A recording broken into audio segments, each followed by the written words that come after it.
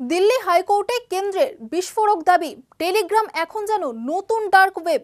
Cyber অপরাধ থেকে সন্ত্রাসবাদ, নানা বেআইনি কাজে ব্যবহার হচ্ছে এই প্ল্যাটফর্ম। তবে টেলিগ্রামের পাল্টা যুক্তি, সাধারণ ব্যবহারকারীদের স্বার্থ সমান গুরুত্বপূর্ণ।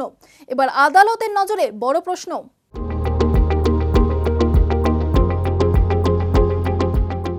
টেলিগ্রামকে ঘিরে গুরুতর অভিযোগ তুলেছে কেন্দ্রীয় সরকার। দিল্লি হাইকোর্টে কেন্দ্র জানিয়েছে, মেসেজিং অ্যাপ টেলিগ্রাম এখন নতুন ডার্ক ওয়েবের মতো হয়ে উঠেছে, যেখানে নানা ধরনের বেআইনি কার্যকলাপ চলছে।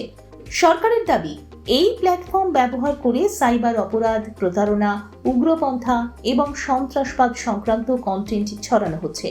বিশেষ করে টেলিগ্রামের গোপনীয়তা ও অ্যানোনিমাস চ্যানেলের সুবিধা কাজে লাগিয়ে অপরাধীরা নিজেদের পরিচয় গোপন রেখে কাজ চালাচ্ছে।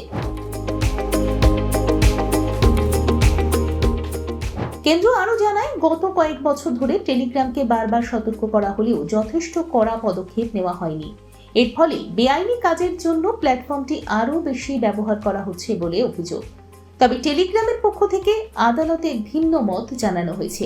তাদের দাবি, কোটি কোটি সাধারণ মানুষ এই অ্যাপ ব্যবহার করেন দৈনন্দিন ও বৈধ যোগাযোগের জন্য। তাই পুরো প্ল্যাটফর্ম বন্ধ বা কঠোরভাবে সীমাবদ্ধ করলে সাধারণ ব্যবহারকারীরা সমস্যায় পড়বেন। বিশেষজ্ঞদের মতে, ডিজিটাল প্ল্যাটফর্মে নিরাপত্তা বজায় রাখা এখন বড় চ্যালেঞ্জ। একদিকে ব্যবহারকারীর গোপনীয়তা রক্ষা করতে হবে, অন্যদিকে বেআইনি কার্যকলাপ ঠেকাতেও ব্যবস্থা নিতে হবে। এই মামলার মাধ্যমে ভবিষ্যতে টেলিগ্রামের উপর আরও কঠোর নিয়ম আরোপ করা হতে পারে বলে মনে করা হচ্ছে। একই সঙ্গে অন্যান্য সোশ্যাল মিডিয়া প্ল্যাটফর্মের ক্ষেত্রেও নজরদারি বাড়ানোর ইঙ্গিত মিলছে।